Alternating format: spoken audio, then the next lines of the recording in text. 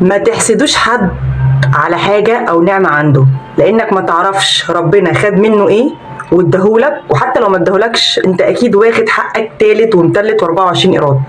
فبلاش نحسد حد على حاجة عنده. يعني مثلا ما نشوفش واحد ده عنده فلوس وعنده ولاد وعنده بس ده اكيد ناقصه حاجة انت نفسك مش حاسس بيها.